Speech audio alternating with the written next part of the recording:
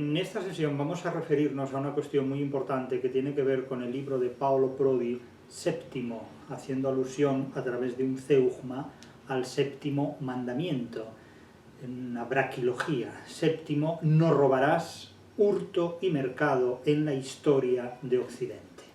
Vamos a referirnos al segundo capítulo de este libro y vamos a abordar en él una cuestión que tiene que ver con los orígenes del capitalismo y con un camino que conduce hacia la actual globalización del comercio en el siglo XXI. Este es un capítulo muy importante para comprender lo que es la historia del comercio y cómo en el siglo actual, el siglo XXI en el que vivimos, el comercio se ha apoderado prácticamente de los presupuestos generales del planeta, por decirlo de alguna manera, en una trayectoria cuyos orígenes, cuyo germen se remonta a siglos muy atrás, pero que resulta perfectamente comprensible si tenemos en cuenta lo que dice aquí Paolo Prodi en este capítulo y que en una inevitable comparación con la obra de Antonio Escotado echamos de menos en Antonio Escotado. Para que lo puedan percibir con una sintética frase, diremos que para Antonio Escotado la Edad Media era un mundo sin comercio. Para Paolo Prodi, la Edad Media es una etapa de la historia en la que se llevan a cabo una serie de transformaciones que Escotado no vio y que explican el punto de inflexión que sitúa el comercio en la autopista de la globalización del siglo XXI. Evidentemente, yo me pregunto muy sinceramente, ¿quién va a leer este libro? ¿Quién va a leer este libro de Prodi? Porque tiene muchos enemigos en contra, y los enemigos no son quienes piensan de forma diferente a Prodi. Los enemigos de este libro de Prodi son los ignorantes, porque este libro exige unos conocimientos que la obra de Escotado no exige. Este libro exige disponer de una profundidad de saberes que la obra de Escotado no exige. Por lo tanto, no es sorprendente en absoluto que los libros que exigen menos inteligencia a los lectores sean los que adquieren un desarrollo mucho más poderoso, aunque mucho más breve en el tiempo. El caso es que no quiero desautorizar con estas palabras en absoluto a la obra de Escotado, que es una obra que presenta una tesis muy simple y muy convincente, pero muy débilmente argumentada. Sin embargo, las tesis de Prodi no plantean soluciones a ningún problema, tampoco digo que las plantee Escotado, pero desde luego es un examen muchísimo más profundo que permite comprender las raíces genuinas de cómo el comercio, desde sus orígenes más tempranos, ha elaborado una especie de autopista, no diré para apoderarse del planeta, no se trata de eso, ni muchísimo menos, pero sí, desde luego, para fortalecerse más y más cada día, hasta convertirse, desde luego, en el dueño del dinero, en definitiva. En el mundo antiguo, el dueño del dinero era el poder político y también el poder religioso. Hoy día el poder político y el poder religioso están en manos de los amigos del comercio, están en manos efectivamente de los dueños del dinero. Esto no siempre ha ocurrido así, y no solo no ha ocurrido así, sino que los comerciantes, es decir, los burgueses, siempre han tenido como adversarios al poder político y al poder religioso. Y del mismo modo que la ciencia en el siglo XVIII logra emanciparse del poder político y del poder religioso, los comerciantes, los burgueses, los que se dedican a los negocios solo en la segunda mitad del siglo XX y sobre todo en el siglo XXI parecen haber podido independizarse completamente del poder político y del poder religioso hasta el punto de subordinarlo de forma absoluta.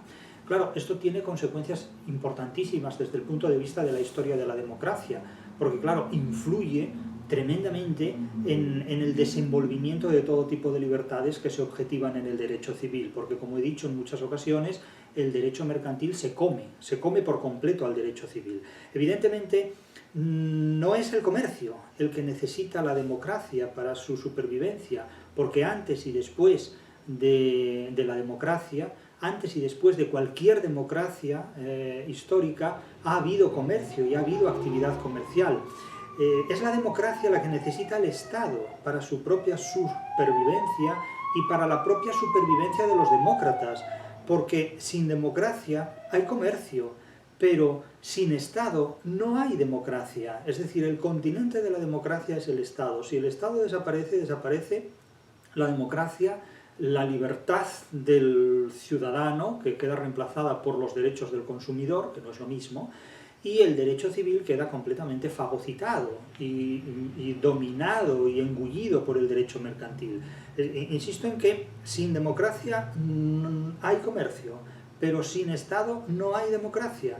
Y claro, el futuro que tenemos ya delante, el futuro que es ya un presente en el siglo XXI, está marcado por un mercado sin democracia, es decir, por un comercio sin Estado. Y claro, cuando el mercado se desenvuelve sin Estados, sin fiscalizaciones de Estados, sin fronteras, sin límites, encontramos la globalización. Claro, y ustedes me dirán, bueno, ¿y esto es bueno o esto es malo? La pregunta que muchas personas me hacen, mire, yo no sé si esto es bueno o si esto es malo. Yo no hablo para decir que esto sea bueno o que esto sea malo. Pero es que ustedes, muchos de ustedes, han sido educados en la idea de que quien habla toma partido por una determinada opción, de tal manera que ustedes confunden al insecto con el entomólogo. Muchos de ustedes creen que hay que ser un insecto para interpretar a los insectos, porque han sido educados en una etapa de la historia del conocimiento y de la historia de la educación, en virtud de la cual el científico resulta suplantado por un ideólogo, o el científico es visible en la medida en que se convierte en un ideólogo.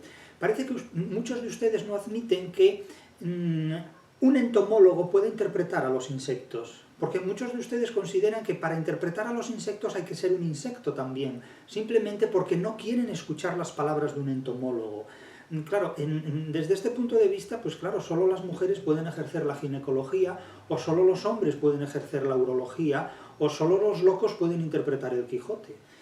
Claro, esta es una característica que se ha impuesto en los sistemas educativos desde las últimas décadas, de tal manera que cuando muchas personas oyen a alguien hacer una interpretación sobre literatura, sobre economía, no hablemos ya si esta interpretación es sobre política, siempre buscan la filiación ideológica de esta persona y siempre tratan de justificar desde el punto de vista de las posiciones morales de las que habla esta persona si lo que esta persona dice es una condena o es un elogio, si es un vituperio o un salvoconducto, si es una legitimación de las ideas o si es una condena de estas ideas. Bien, esto supone situar a la ciencia en la jurisdicción de la religión o de la política. Aquí precisamente, y toda mi trayectoria académica, educativa e investigadora ha consistido en lo contrario, supone precisamente en legitimar la independencia del conocimiento científico frente a cualesquiera ideologías. Entonces, claro, si algunos de ustedes pretenden ver en mis interpretaciones una vinculación con la ideología A, B o C, con los fundamentos H, J, K, se equivocan completamente. Pero se equivocan completamente porque el planteamiento es precisamente el contrario. Es liberar a la interpretación de aquello a lo que me refiero, fundamentalmente la literatura, fundamentalmente la interpretación de la historia del dinero, tanto en cuanto está presente en obras literarias desde el Cantar del Cid hasta 100 años de soledad, precisamente para liberar la interpretación literaria del fundamentalismo filosófico, del fundamentalismo religioso, del fundamentalismo político o ideológico. Entonces, claro, por favor, tengan en cuenta lo siguiente: no es necesario ser un insecto para interpretar a los insectos. Es más, las peores interpretaciones de los insectos las hacen los insectos. Es necesario ser un entomólogo para interpretar a los insectos. Es necesario situarse por encima de las fundamentaciones y de los fundamentalismos filosóficos, religiosos y políticos para interpretar la realidad en la que vivimos. Que muchos de ustedes hayan sido educados en la idea contraria y hayan sido hormonados en el hecho de que para hablar de economía hay que pertenecer a una determinada escuela de economistas, o para hablar de filosofía hay que pertenecer a una determinada escuela de filosofía, eso es lo que yo he llamado siempre contemplar la realidad desde un agujero.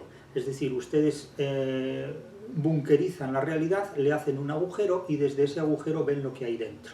Bien, esto es una forma completamente equivocada de interpretar la realidad, la literatura y cualesquiera otras cosas. Entonces aquí el planteamiento que vamos a desarrollar es el que acabo de mencionar y vamos a hacer referencia, como digo, al capítulo 2 del libro de Paolo Prodi, titulado La Gran Revolución. Prodi habla en este punto de una tremenda revolución que constituyó un antes y un después en la historia del comercio y que tiene lugar en la Edad Media. Una gran revolución que para Antonio Escotado pasó absolutamente desapercibida en su libro sobre los enemigos del comercio, que hemos comentado ampliamente en una trilogía de vídeos. Este punto de inflexión afecta sobre todo a la lucha por el comerciante, la lucha por el que se dedica a ejercer el comercio para independizarse del poder político y del poder religioso. Y eso tiene lugar a lo largo de la Edad Media, de una forma que con frecuencia se ha estudiado muy superficialmente o ni siquiera se ha visto. La realidad es una partitura que muy pocos saben leer y casi nadie sabe interpretar correctamente.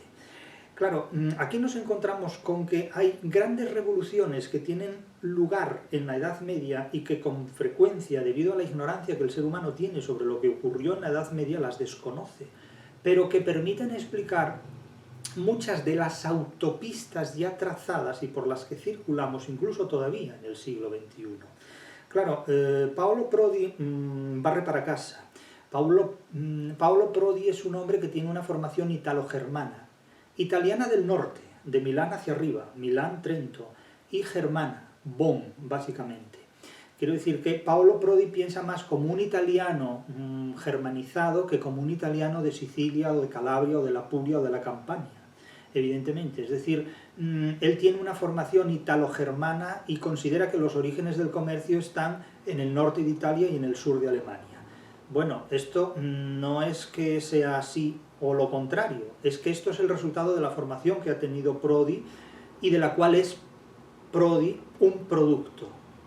Naturalmente, la historia del comercio no se puede limitar exclusivamente al norte de Italia, al norte de lo que hoy es Italia y al sur de lo que hoy es Alemania. Pero Prodi sostiene esta tesis, que desde mi punto de vista es perfectamente indiscutible, y no creo que a esto Prodi pusiera determinadas objeciones, porque Prodi fue un hombre que, viendo cómo escribe, es básicamente, esencialmente, es un hombre muy tolerante, es un hombre muy abierto, es un hombre de un admirable conocimiento. Por eso digo que resulta muy difícil que su libro adquiera una gran difusión, porque los conocimientos que su lectura exige es algo que las dos últimas generaciones no están dispuestas a asumir. Es decir, este libro no es digerible para la mayor parte de la gente que ha nacido a lo largo de la década de 1990 y siguientes. Naturalmente hay excepciones, me podrán decir, yo lo puedo leer, yo no dudo que usted lo pueda leer, pero yo lo que sí afirmo es que masivamente este libro no va a ser un bestseller para 20añeros y 30añeros. De hecho, dudo mucho de que este libro tenga mucha venta. Es decir, la obra de Escotado es un bestseller al lado de este libro de Prodi, y sin embargo este libro de Prodi es, a mi juicio, muchísimo más valioso que el libro de Escotado en todos los sentidos. Naturalmente estos son interpretaciones que pueden resultar muy discutibles y cada uno tiene la suya. Yo les doy la mía y ustedes hagan con mi interpretación lo que estimen oportuno, o mejor dicho, lo que su inteligencia les permita hacer. Prodi parte de las tesis de Harold Berman. Harold Berman es un autor totalmente anglosajonizado y anglogermanizado, naturalmente, pero eso no quiere decir que se equivoque en todo lo que afirma, quiere decir que lo que afirma es muy cuestionable. Y lo vamos a cuestionar desde este primer momento. Yo no les hablo de Prodi interpretado desde Prodi, les hablo de Prodi interpretado desde el pensamiento que se objetiva en una obra como La crítica de la razón literaria, porque yo sí considero que la literatura puede juzgar al derecho desde muchos puntos de vista, y sí considero que la literatura puede juzgar a la economía desde muchos puntos de vista. Otra cuestión es que muchos economistas y muchos juristas desconozcan todo lo que la literatura ha dicho sobre sus respectivas disciplinas, pero eso es una deficiencia que afecta a su formación, no un prejuicio que caracterice mis estudios. De tal manera que esto es enormemente importante. Vamos a juzgar las palabras de Harold Berman en las que se apoya Paolo Prodi desde los presupuestos de investigación que se objetivan en la crítica de la razón literaria, que con toda modestia voy a decir, la crítica de la razón literaria es una obra que va más allá de la interpretación literaria, ¿no? Y afecta a muchas otras disciplinas. Otra cuestión es que los juristas o los especialistas en economía bueno, pues algún día presten atención a la crítica de la razón literaria, cosa que dudo muchísimo que se llegue a producir. Pero que la ignoren no quiere decir que las aportaciones de esta obra resulten superfluas. Quiere decir simplemente que ellos desarrollan sus investigaciones ignorando aspectos capitales que afectan al resultado mismo de sus propias investigaciones. Cito a Berman, sin más historias, tomando la cita del libro de Prodi. Dice Berman: La tradición jurídica occidental se ha visto transformada a lo largo de la historia por 6 grandes revoluciones. Entre estas 6 grandes revoluciones verán que España no existe. Verán que en 1492 no existe. Verán que América no existe. Y vamos a ver por qué. 3 de ellas, la Revolución Rusa, la Revolución Francesa y la Revolución Norteamericana, también se calificaron de revoluciones por quienes participaron en ellas. Podría preguntar por qué no hace constar aquí también la Revolución Nazi, que aunque duró poco más de 10 años, fue históricamente determinante en muchos aspectos. Aunque la palabra revolución tenía un significado diferente en cada una de estas revoluciones. Hay una cuarta revolución, la Revolución Inglesa. Confieso que no sé cuál es la Revolución Inglesa, sé cuál es la Revolución Industrial, pero no la inglesa. Fue llamada por vez primera Revolución. La quinta gran revolución, yendo aún más atrás en el tiempo, fue la Reforma Protestante. Yo más que revolución creo que eso fue una involución, pero no vamos a discutir aquí esto, ya lo hemos hecho en otros ambientes. Que en Alemania, una Alemania que no existía, pero bueno, esto es curioso, es decir, resulta que Alemania existía en los tiempos de Lutero, aunque como país resulta que no existe hasta 1871. ¿Y qué podemos decir? Dicen, y España no existía nunca, pero España existió para destruir las Indias precolombinas, pero resulta que no existe como país hasta el siglo XVIII. Es una cosa muy curiosa, como algunos historiadores, que no son realmente historiadores, sitúan el nacimiento de los países allí donde cronológicamente les conviene de la manera más azarosa que se puede sospechar. O sea, se habla de Alemania en tiempos de Lutero, cuando Alemania existe solo desde 1871. Pero bueno, lo que hay es un feudalismo del imperio sacro imperio romano germánico que, bueno, dista mucho de ser Alemania, pero bueno. Y la sexta revolución es la revolución papal, que tiene lugar en 1075-1122, objeto del presente estudio. También se denominó la reforma o reformatio del Papa Gregorio VII, generalmente traducida en términos modernos como reforma gregoriana, denominación que sigue ocultando su carácter revolucionario. Bien, 6 revoluciones, y la última es muy importante desde el punto de vista del comercio porque la ignora mucha gente, y ahí tuvieron lugar hechos decisivos. Pero fíjense ustedes cómo estos autores anglogermanos e italo-norteños sitúan estas revoluciones en lo que a ellos les conviene interpretar desde el punto de vista de la historia del comercio. Pero, ¿qué ocurre? Ocurre lo siguiente. La revolución que comercialmente hablando supuso el descubrimiento de América por parte de España, concretamente en 1492, supone el desplazamiento del eje comercial mediterráneo al eje comercial atlántico y el monopolio del comercio por parte de España, mientras que repúblicas como Venecia y los Estados Vaticanos quedan completamente a merced del poder hegemónico comercial español. Eso no se hace constar en las revoluciones que ve el mundo anglo-germano y el mundo italo-germano. Y no se hace constar no porque no haya existido, sino simplemente porque no le conviene hacerlo constar desde el punto de vista de sus interpretaciones históricas. Y como la historiografía española ha estado mirando siempre para Alemania, para París, para Inglaterra, tampoco lo han hecho constar los historiadores españoles, que se dedican a otra cosa, por ejemplo. Entonces, tienen que venir algunas maestras de escuela, según dicen algunos, o algunas, a poner de manifiesto estas aportaciones históricas. O tenemos que venir algunos intérpretes de la literatura, ¿verdad?, a hacer constar estas revoluciones históricas, porque quienes deberían hacerlo están a otra cosa, están en la vendimia del mundo anglosajón, por así decirlo, ¿no? Están, digamos, estudiando filosofía en Alemania, estudiando historia en París, o estudiando economía en Austria o en Nueva York, o en Inglaterra, pero no están a lo que tienen que estar. Entonces, claro, la revolución que plantea desde el punto de vista de las ideas del comercio, la escolástica española, el derecho internacional y el derecho de gente, el de Vitoria y de Suárez, y el desplazamiento del eje comercial del Mediterráneo al Atlántico por parte de España en 1492, eso no existe. No existe. Es muy curioso.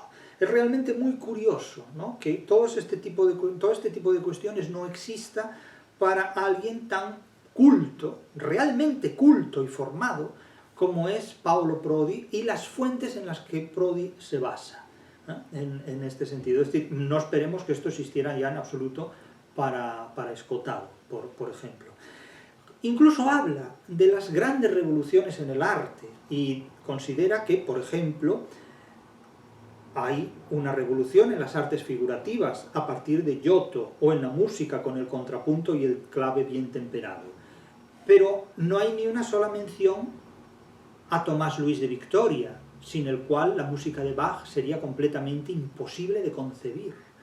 No hay ninguna mención a la revolución literaria de Cervantes o el Quijote, es decir, que cuando se ocupan de las artes, solo existen los autores italianos y algún autor alemán, que ya me dirán ustedes qué originalidad hay en la literatura escrita en alemán o en inglés antes de Cervantes. Pues está la originalidad que pueda tener Geoffrey Chaucer y los cuentos de Canterbury, inspirados naturalmente en la tradición literaria hispano-greco-latina. Pero cualquier otra cuestión, vamos, es inventarse conejos en la chistera, realmente. Quiero decir que desde estas carencias se ha construido la historiografía anglo-germana y anglosajona, en definitiva. Pero vamos a la reforma gregoriana. ¿Qué hizo el Papa Gregorio VII entre los siglos XI y XII? Pues hizo cosas que permitieron disponer de una autopista para llegar a la globalización del siglo XXI. Y podrán decir algunos de ustedes, bueno, hombre, de la Edad Media aquí, no, y antes de la Edad Media. ¿O ustedes se creen que la globalización se monta en 5 minutos? Esto tiene una inercia que ni siquiera la democracia puede gestionar ni controlar. La globalización se va a comer a la democracia porque, como he dicho al comienzo del vídeo, al comienzo de esta sesión, el comercio no necesita la democracia para nada. El hecho de que el comercio necesite la democracia es una idea que los liberales o los artífices del liberalismo difunden, no sé si para convencerse a sí mismos o para engañarse a sí mismos de que son necesarios. Es decir, el liberalismo comercial, es decir, el comercio, no necesita la democracia absolutamente para nada porque, insisto, antes y después de cualquier democracia histórica ha habido comercio. Es decir, la democracia lo que necesita para sobrevivir es el Estado. El comercio simplemente necesita un mercado que cuanto menos estados tenga y cuantas menos fronteras tenga, mejor. Es decir, no necesita para nada ni el Estado ni las fronteras. En definitiva, sin democracia hay comercio, pero sin Estado no hay democracia. Y vivimos en un futuro, insisto, marcado completamente por un comercio, marcado por un mercado sin Estado y por un comercio sin Estado, es decir, por un comercio sin democracia, en definitiva. Al mercado la democracia le estorba completamente, porque la democracia supone anteponer el derecho civil al derecho mercantil y el comercio actual, con la globalización actual, exige anteponer el derecho mercantil a todos los demás derechos. En consecuencia, o son ustedes conscientes de lo que hay, o siguen hablando de la unión del proletariado y cosas así más absurdas que el materialismo marxista, en definitiva. Vamos al aspecto que señala Prodi en este punto y vamos a ver esta originalidad. Prodi considera que el primer pulso que institucionalmente, empoderadamente, el comercio lleva a cabo frente al poder político y frente al poder religioso tiene lugar en el tránsito de los siglos XI al XII, y Prodi viene a sostener que la Iglesia ayuda a este proceso.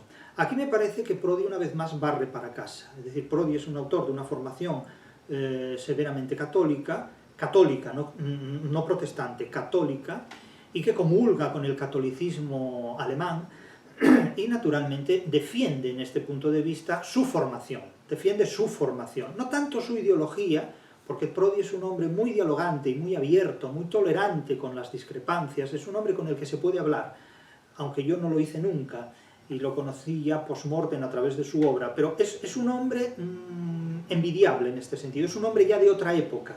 Hoy día no hay personas con las que se pueda hablar como se podría haber hablado con Prodi, indudablemente.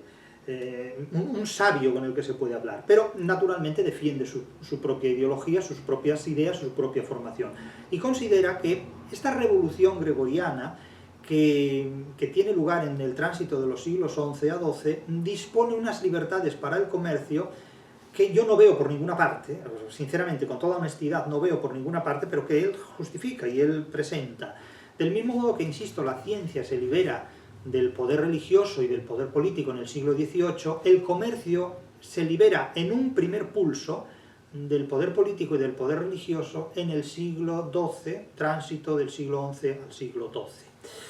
Y, de alguna manera, la economía del don se supera y se va ya transformando en otra cosa. La economía del don es una economía humanizada por la presencia religiosa y la presencia política en las transacciones comerciales. Es una práctica comercial donde se cuida, donde se humaniza el comercio en unos términos que hoy día, a mi juicio, ya se han perdido completamente. Entonces, cito a Prodi, dice Prodi: los especialistas competentes se refieren a las sociedades antiguas, preclásicas y clásicas como economías palaciegas, para indicar precisamente que su centro de gravedad era siempre un espacio sagrado de poder, un espacio sacralizado, fetichista, digamos, de poder, el templo o el palacio.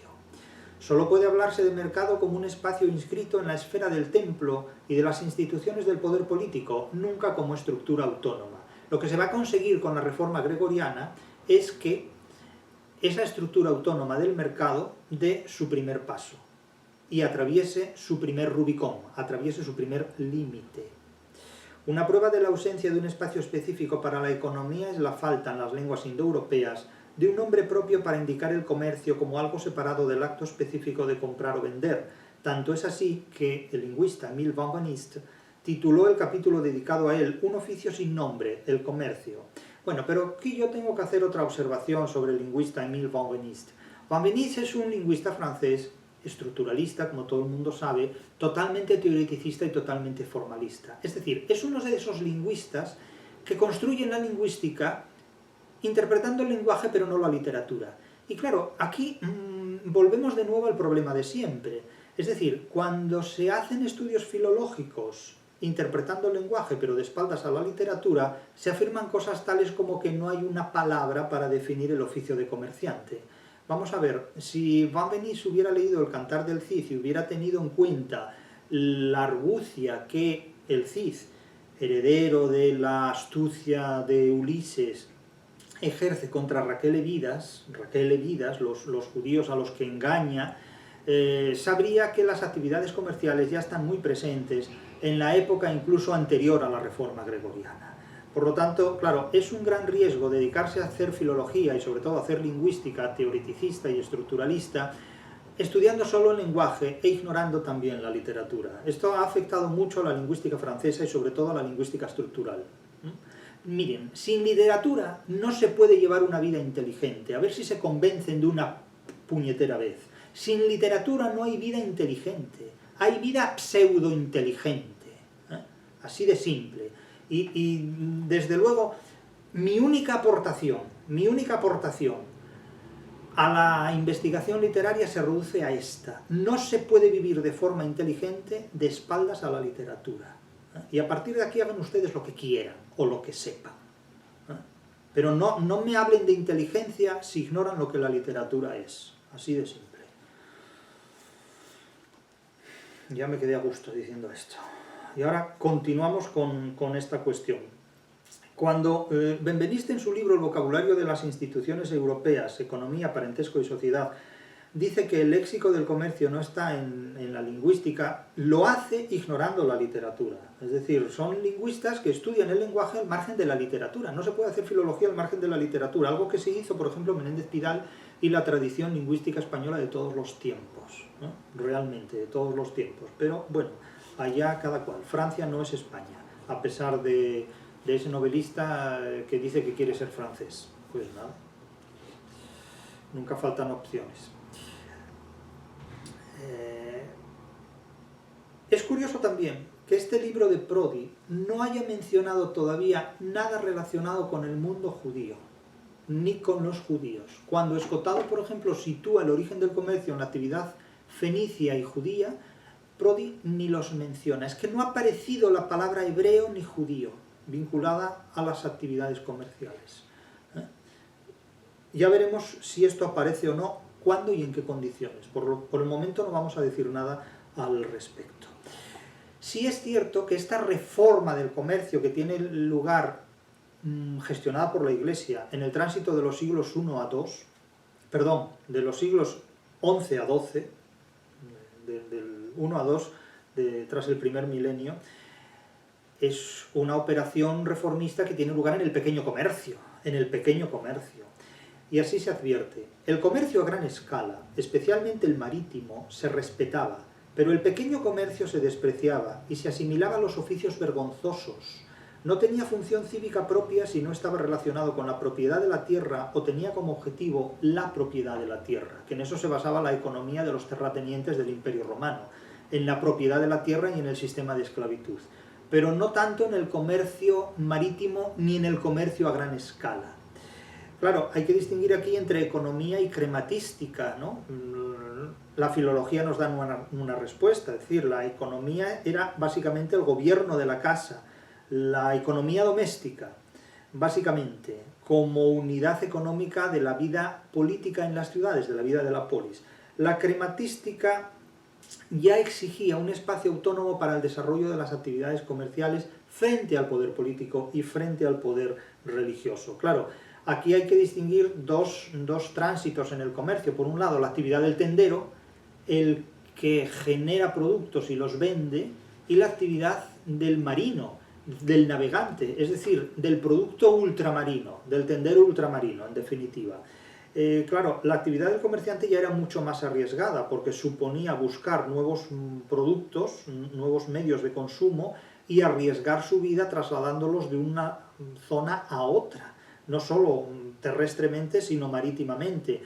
Claro, es curioso en este sentido que, considerando que el más alto grado y riesgo de la actividad comercial estuviera en el mar, estuviera en la talasocracia, en el control de los mares, precisamente cuando hablan de revoluciones comerciales ignoran la revolución comercial que supuso el descubrimiento de América y el traslado del espacio geográfico mediterráneo al ámbito del Atlántico primero y del Pacífico después, ejecutando la circunvalación del globo terrestre. Por lo tanto, todo este tipo de cosas sorprende para alguien tan culto y tan formado como Prodi que se ignoren. ¿Es una ignorancia deliberada? ¿Es una ignorancia intencional? Yo creo que es una ignorancia debida a la inercia de su propia formación, que les impide ver otras realidades con las que no sueña su filosofía, en definitiva, con las que no sueña su interpretación económica, pero que existen. En suma, es decir, es que el nacionalismo que hay en las interpretaciones económicas y jurídicas es enorme. Y sobre todo el nacionalismo anglosajón es realmente enorme, completamente, ignorando por entero el mundo mediterráneo, el mundo de la tradición hispano-greco-latina. Se habla de Platón, y se dice que Platón dedica, pues en la República, en el libro 11 de la República y en el libro 6 de las Leyes, páginas al comercio. Pero claro, las páginas que Platón dedica al comercio a mí me parecen más risibles todavía de las que Platón pueda dedicar a la literatura, porque si de la literatura Platón no sabía absolutamente nada, del comercio, imagínense ustedes lo que podría saber Platón del comercio. Y sin embargo, pues, ¿qué sabe Platón del comercio? Pues lo que sabe de todo, que hay que meterlo en cintura, como a la literatura, que había que meterla en cintura, de manera que la única literatura que Platón reconoce es la literatura programática o imperativa, la que se ajusta a los programas políticos del Estado. El único comercio que Platón reconoce es el que se ajusta a los programas políticos del Estado, es decir, al proteccionismo económico. Y entonces dice Platón que el hecho de que el productor individual no puede ser nunca autosuficiente, porque el mercado tiene que incorporarse física y disciplinadamente a la polis. Es decir, eso es una dictadura, es decir, es el mercado del Estado, en definitiva. Lo mismo me da que esto se haga en términos marxistas que se haga en términos bueno, lo contrario sería el anarcocapitalismo, es decir, es un comercio sin Estado, en definitiva, es la supremacía de la globalización, ¿no? Luego se dice que, claro, que lo justo es lo que conviene a la comunidad, Bien, ¿y quién determina qué es lo que conviene a la comunidad? ¿La comunidad gobernada por quién? Porque no es lo mismo que la comunidad la gobierne el proletariado que la comunidad la gobierne el anarcocapitalismo. No es lo mismo que la comunidad sea el Estado marxista que sea una globalización sin estados. Porque tan comunitaria es la globalización del planeta sin estados como la organización estatal del planeta a través de economías marxistas. Es decir, claro, ¿y qué es lo justo en un caso? ¿Qué es lo justo en otro? Claro, después se hacen afirmaciones enormemente curiosas, porque dice, en un momento dado, Prodi, los expertos en economía antigua están de acuerdo en la imposibilidad de definir la existencia de un mercado al margen del Estado. Bueno, ¿qué se entiende por mercado? Porque podemos concebir una definición de Estado para hacer una definición de Estado y una definición de mercado para hacer incompatible el Estado con el mercado. Y podemos hacer concebible una definición de mercado para hacerla compatible con el Estado. Es que, según el concepto que definamos de cada referente, para hacerlo compatible o incompatible con algo, tendremos uno u otro resultado. Claro, esto se llama manipulación interpretativa, y todos la hacen, pero al menos debemos ser conscientes de esta sofística inalienable en toda interpretación. Entonces dicen que es imposible definir la existencia de un mercado al margen de un Estado, o más bien poder sacro y político. Claro, aquí hay una epanortosis, es decir, una autocorrección. ¿Hablamos de Estado o hablamos de poder, que además lo entrecomilla, sagrado y político? Es que aquí estamos mezclando muchas cosas muy indefinidamente, muy deliberadamente, de forma indefinida, además. Entonces, claro, se habla de Boecio. En el 526 Boecio es condenado a muerte precisamente por denunciar la corrupción política. Una corrupción política y económica que consiste en hacer un uso privado de bienes públicos. Es lo que llamaríamos hoy corrupción. Es decir, cuando alguien ostenta un cargo político y hace un uso privativo y privado, y por tanto ilegítimo e ilegal, de bienes públicos. Es decir, tomando del dinero público, cogiendo del dinero público lo que no le corresponde, ilegalmente. Eso es corrupción política. Bien, Boecio, por acusar de corrupción política a quienes supuestamente la cometieron, pues es condenado a muerte y escribe La Consolación de la Filosofía, ¿no? En 526, en el año 526. Claro, cuando se mezcla lo público con lo privado y la cuestión financiera, pues tenemos el problema de la corrupción, del que tanto se ha hablado siempre. Pero vamos acercándonos a lo que es esta reforma gregoriana. Tengas en cuenta que la Iglesia siempre miró al comercio con mucho recelo. Si ustedes leen los Hechos de los Apóstoles, verán que la condena al comercio, la condena al dinero y la condena a la riqueza es absoluta. Es decir, el llamado pobrismo o digamos, la ideología de lo paupérrimo, el triunfo de lo paupérrimo, el elogio de la pobreza, es algo que ha caracterizado siempre a la Iglesia, sobre todo desde sus orígenes. ¿Por qué? Pues porque cuando la Iglesia no controlaba el comercio, disentía de él. Cuando se integró en el comercio, entonces ya lo gestiona como una unidad más, evidentemente. Cito a Prodi, página 37. El amplio desprecio por los comerciantes, a los que se equipara con los especuladores y usureros, hunde sus raíces en el pensamiento de los padres de la Iglesia, sobre todo en Oriente, en perfecta continuidad con la ética clásica desde Basilio hasta el gran alegato de Gregorio de Nisa contra los usureros. De hecho, Gregorio de Nisa, en su oración contra los usureros, bueno, los pone verdes, ¿no? Es decir, los condena a muerte post-mortem, a los infiernos más absolutos. La ética cristiana, tanto tardoantigua como bizantina, nunca revalorizó la entidad moral de los mercaderes, que a menudo se equiparaban a los usureros y sólo justificaba el beneficio si estaba destinado al bienestar de la ciudad o se renunciaba a la riqueza empleándola en obras de caridad. Por eso digo, lean los Hechos de los Apóstoles. Parece ser que el apóstol Mateo era recaudador de impuestos, mientras que Pedro, que era pescador, y otros que eran artesanos, pues no tenía ningún problema en, después de ser cristiano, seguir ejerciendo su oficio. Pero Mateo, como recaudador de impuestos, ya quedaba inhabilitado completamente por el cristianismo para ejercer semejante actividad laboral. Es decir, un cristiano no podía dedicarse a la recaudación de impuestos para el Estado.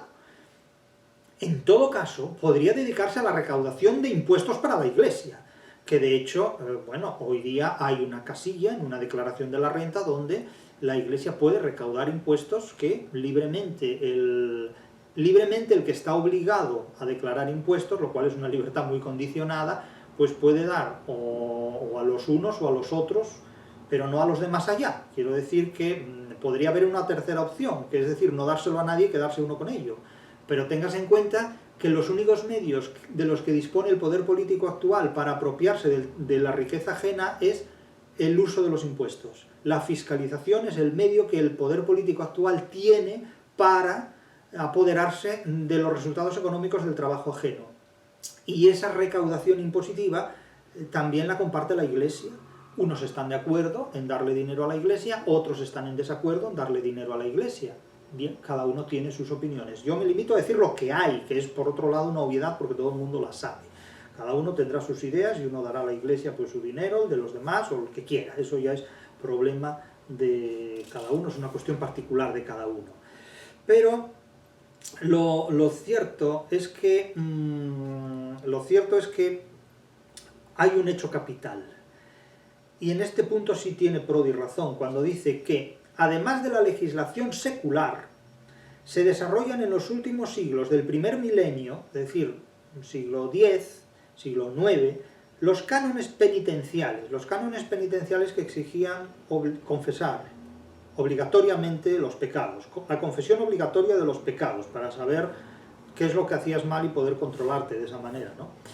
Los cánones penitenciales que se extendieron desde Irlanda a toda Europa continental, la violación de los derechos sobre las cosas y la propiedad en general se convierte en una referencia general. Sigue sin haber una distinción clara entre pecado y delito. Hoy tampoco la hay, porque lo que antes era pecado y es delito, ¿no?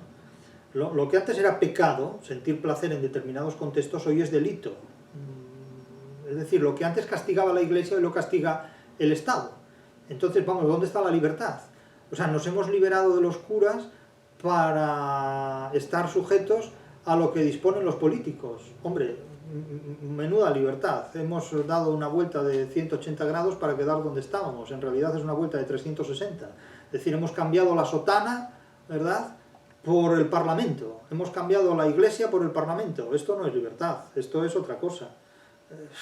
El objetivo entonces era recuperar o ver restituidas las ganancias ilícitas, es decir, si alguien robaba algo, debería haber una serie de leyes que sancionaran ese robo y obligar al hurtador, obligar al ladrón a restituir las ganancias ilícitas. Pero, ¿qué fue la reforma gregoriana? ¿Qué fue esta autopista que conduce a la globalización actual? Pues fue una reforma hecha por la Iglesia, concretamente por el Papa Gregorio VII, que culmina sobre todo ya en el siglo XIII, a principios del siglo XIII, pero que se gestiona a lo largo de los siglos XI y XII, que en primer lugar prohíbe la simonía, es decir, prohíbe hacer negocios con los bienes eclesiásticos.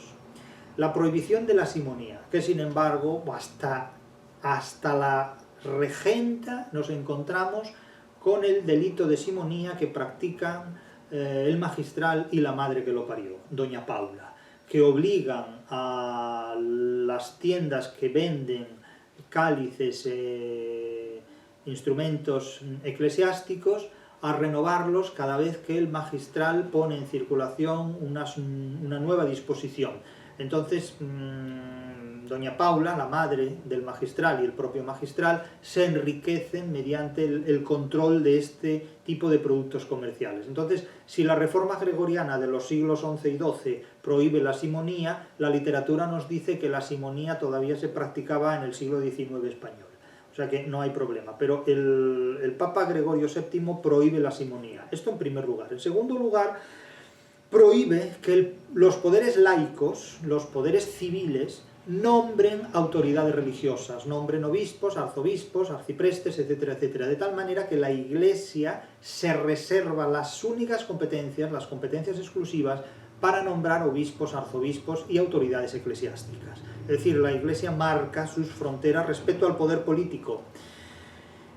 Un tercer aspecto absolutamente importante es que se impone el celibato.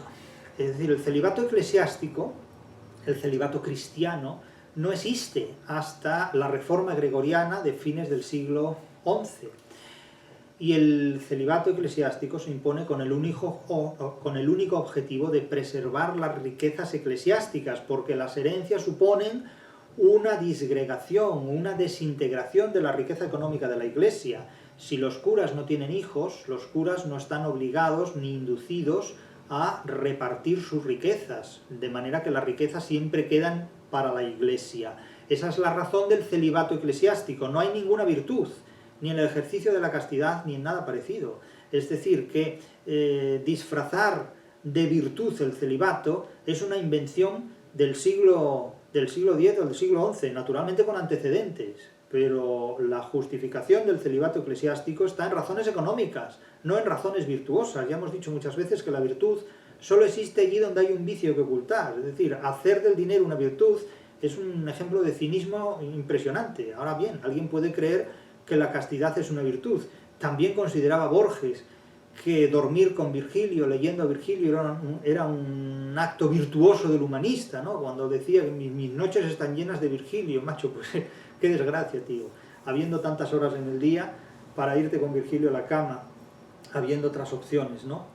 Etcétera, etcétera. Bien, entonces, claro, la prohibición de la simonía, la prohibición a los poderes laicos y civiles de nombrar autoridades eclesiásticas y, por supuesto, la prohibición de casarse, en definitiva, y preservar en el celibato el dinero de la Iglesia, termina también con una, podríamos llamar una cuarta disposición, y es la centralización del poder del Papa frente a obispos, arzobispos y otras unidades diocesanas.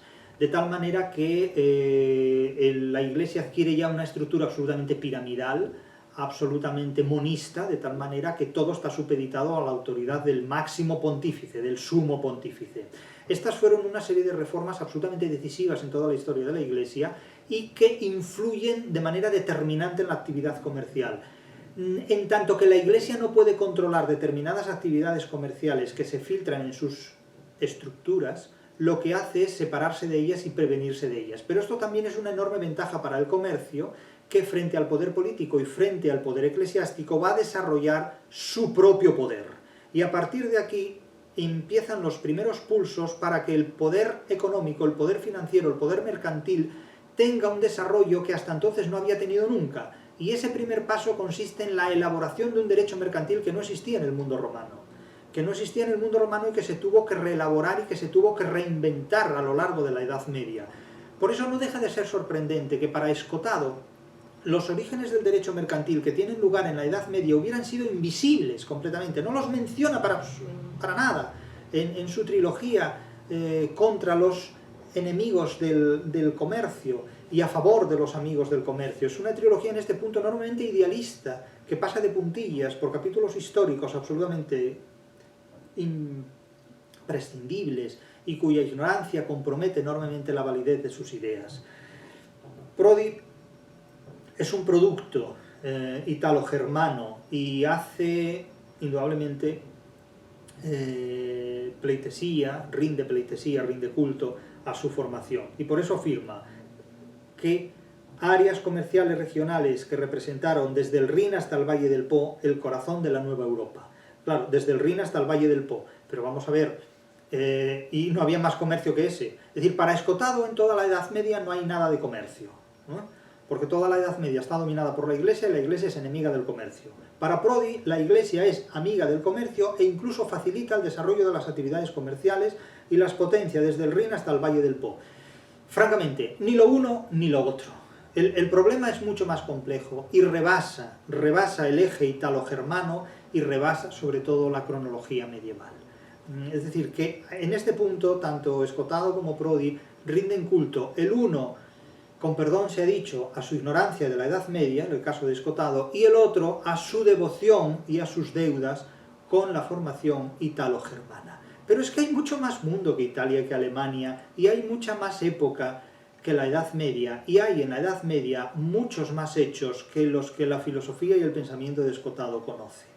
Entonces, claro, esta independencia del poder económico que se produce en la Edad Media y que Escotado no vio y que sí ve Romano Prodi, pero limitada completamente al norte de Italia y al sur de Alemania, es algo mucho más complejo. Es una autonomía mercantil que desde entonces no ha dejado de crecer y que ha ido conquistando determinadas áreas del conocimiento, desde la economía hasta el derecho, en las cuales ha justificado absolutamente todos y cada uno de sus movimientos y de sus tomas de poder hasta el mundo actual, hasta que en el mundo actual la globalización mercantil ha puesto en jaque nada menos que la democracia, y aunque la presenta como una de sus aliadas, menudo pacto siniestro hay entre la globalización planetaria del comercio y los derechos civiles amparados por una democracia.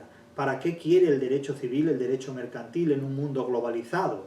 ¿Para jugar con él? Simplemente para jugar con él. Advierte Prodi, no hay un verdadero derecho mercantil antes del siglo XII y del nacimiento de los municipios. Y tiene razón. Hasta la revolución comercial del siglo XI-XII, el derecho mercantil permaneció inextricablemente unido a un sistema único en el que los parámetros fundamentales del comercio, como la medida, el peso y la moneda, se imponían desde arriba. Desde arriba quiere decir desde el poder político y religioso. Desde un orden superior, no se originaban en el mercado, sino en la teología o simplemente en las creencias religiosas, del tipo que fueran. Este complejo entramado de normas políticas y religiosas, que encontró su cima en el imperio carolingio, no reconocía nada externo a ellas.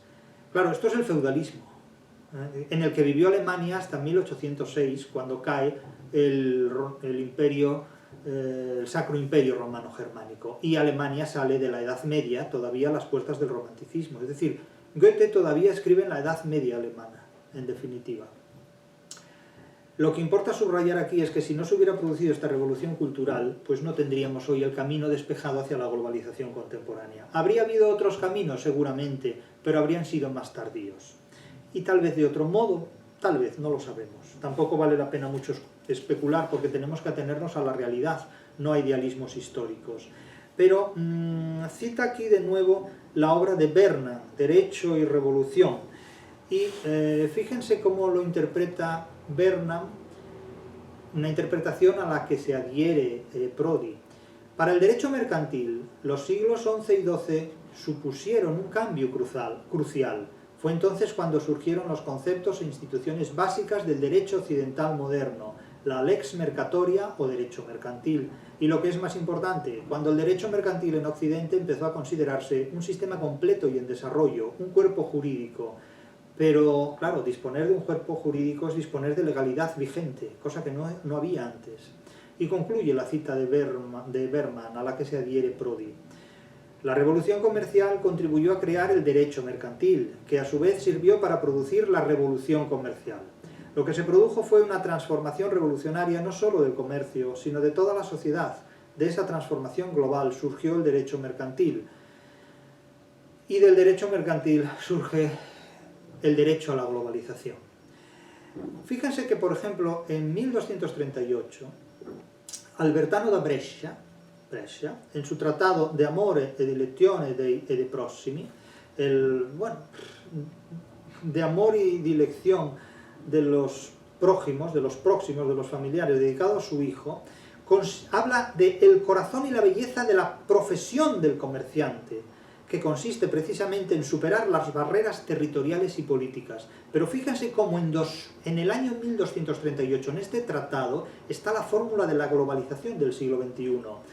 Se dice, repito para que lo oigan bien, el corazón y la belleza de la profesión del comerciante, el corazón y la belleza, aquí se apela a la emoción, se hormona la actividad comercial, consiste precisamente ¿en qué? ¿En qué consiste precisamente? En superar las barreras territoriales y políticas.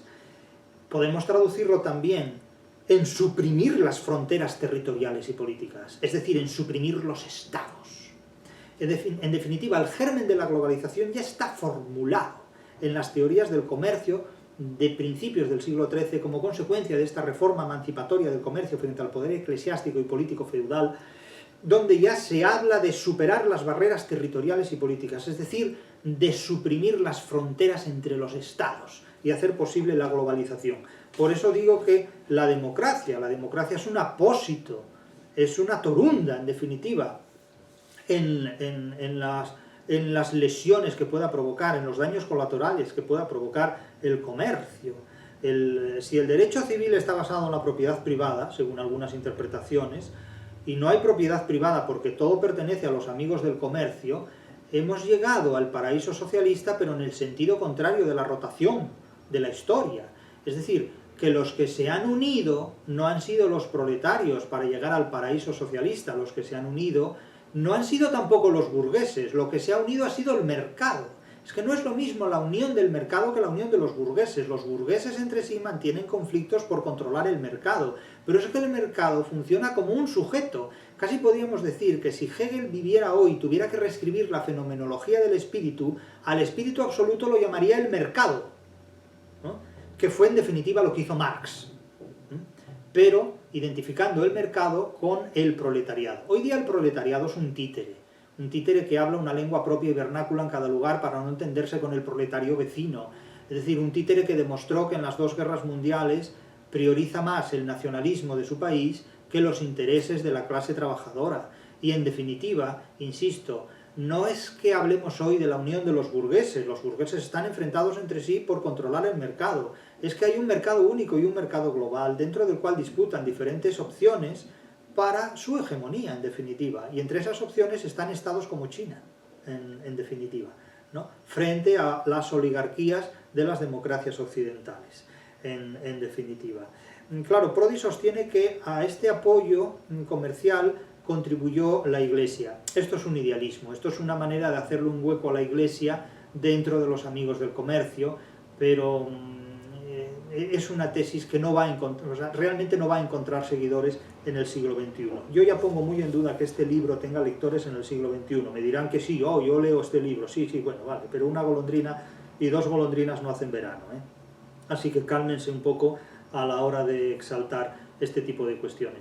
Sí es cierto que Prodi mantiene también muchas reservas frente a la globalización, y así habla y previene del nuevo totalitarismo holístico del siglo XX, las religiones políticas.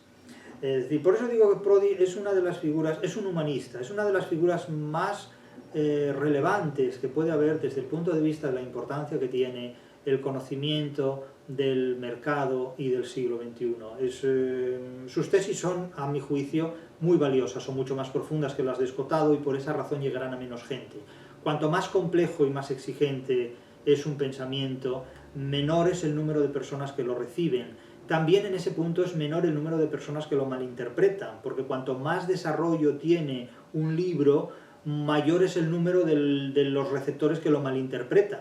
Por lo tanto, claro, la gran fortuna que tiene hoy el Quijote es que la mayor parte de la gente no lo lee, y por esa razón hay más dificultades, hay más limitaciones para dar del Quijote malas interpretaciones. Ya son bastante malas las interpretaciones que dan muchos cervantistas como para que el Quijote lo lea todavía más gente y cada uno pues dé su propia ocurrencia, ¿no?, acerca de lo que es el Quijote. Pero bueno, en fin, es bueno siempre que los cervantistas estén entretenidos con el Quijote y entre sí, porque así al menos molestan menos, ciertamente.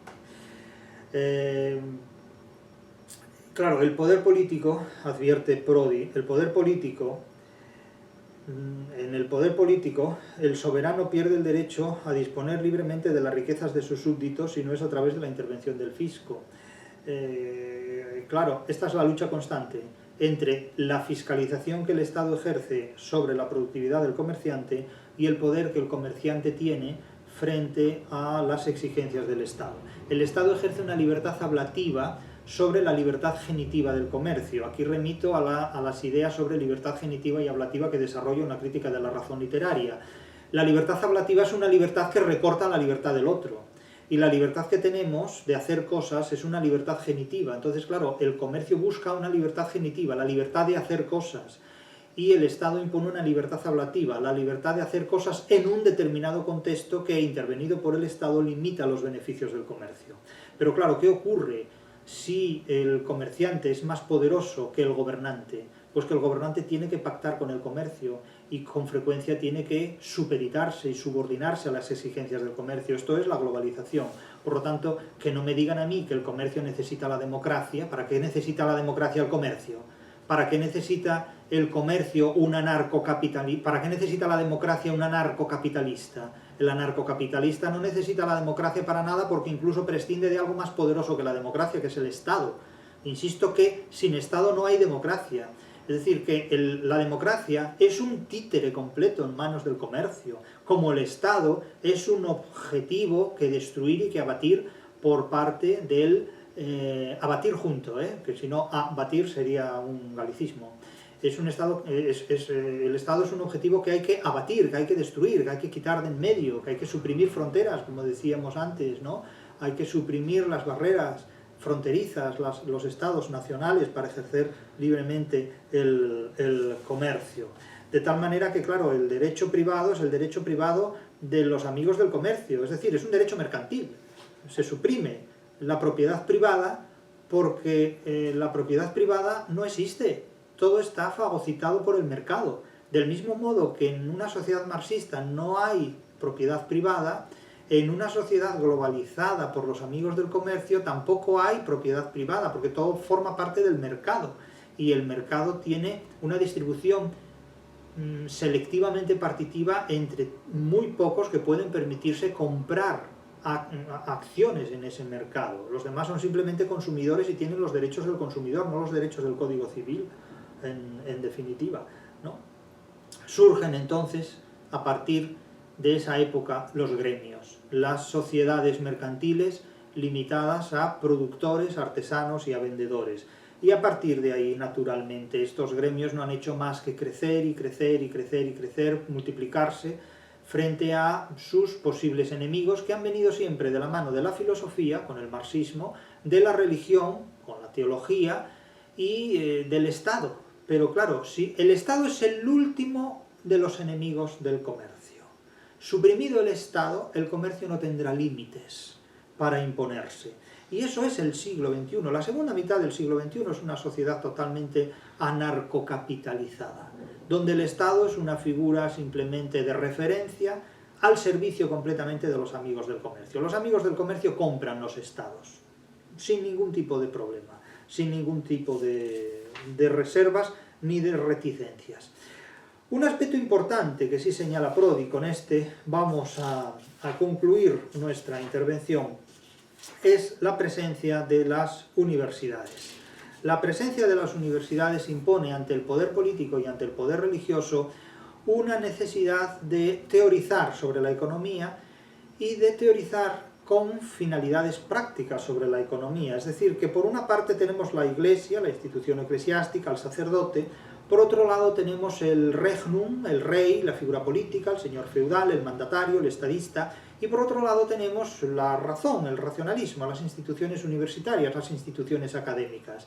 Y una vez más, a Prodi hay que ponerle un suspenso en hispanística, a Prodi hay que suspenderlo en la asignatura relacionada con hispanística porque ignora completamente la escuela escolástica de Salamanca, valga la redundancia, la escolástica salmantina, de nuevo Vitoria, de nuevo Suárez, todo lo que se ha hecho sobre el derecho internacional, sobre el derecho de gentes, sobre la importancia que mercantilmente tiene la filosofía escolástica del derecho internacional de Vitoria y de Suárez, todo lo ignora Prodi. A Prodi hay que suspenderlo amablemente, ahí cortésmente y muy educadamente en hispanística, porque lo ignora, no sé si de manera consciente o deliberada, pero no se puede ignorar la contribución de la escuela escolástica, valga la redundancia, de la escolástica salmantina, de Vitoria y de Suárez en la historia del comercio. Si decimos que es necesario tener en cuenta las aportaciones de las instituciones universitarias, de las de entonces, no me hablen de las de ahora, en la historia del comercio, entonces no podemos ignorar lo que supuso la Escuela de Salamanca y la Universidad Salmantina en este punto.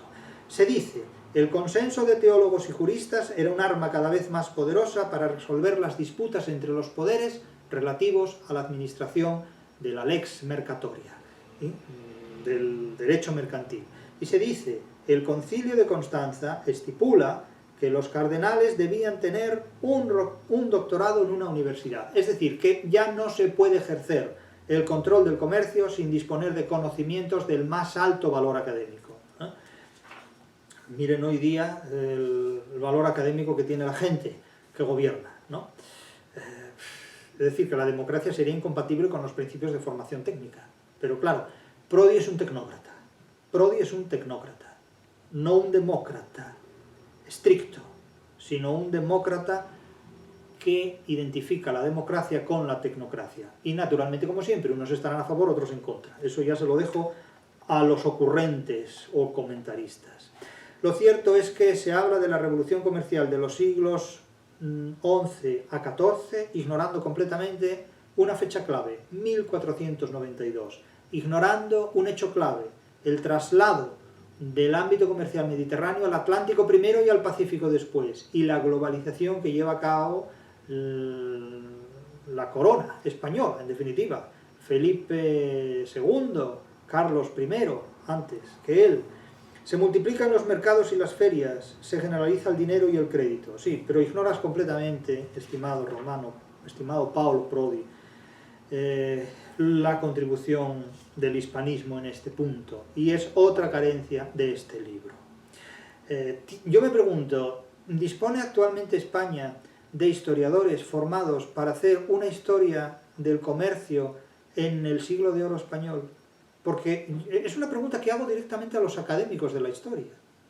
Es decir, una cosa es ameritarse a sí mismos, pero yo me pregunto, ¿no hay entre ustedes alguien capaz de hacer una historia del comercio en el siglo de oro español?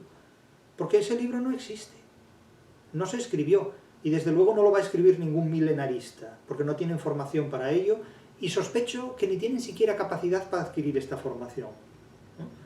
Pero yo me pregunto, entre ustedes, académicos de la historia, sabios, señores, doctos, ¿no hay nadie capaz de escribir un libro sobre la historia del comercio en el siglo de oro español?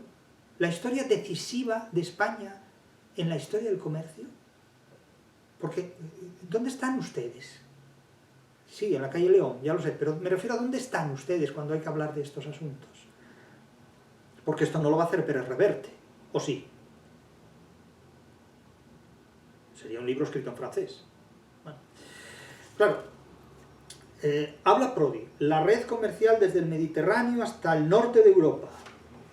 Como es lógico, las relaciones con las ciudades diferían de un lugar a otro, bla, bla, bla, las ciudades marítimas italianas, Amalfi, Génova, Venecia.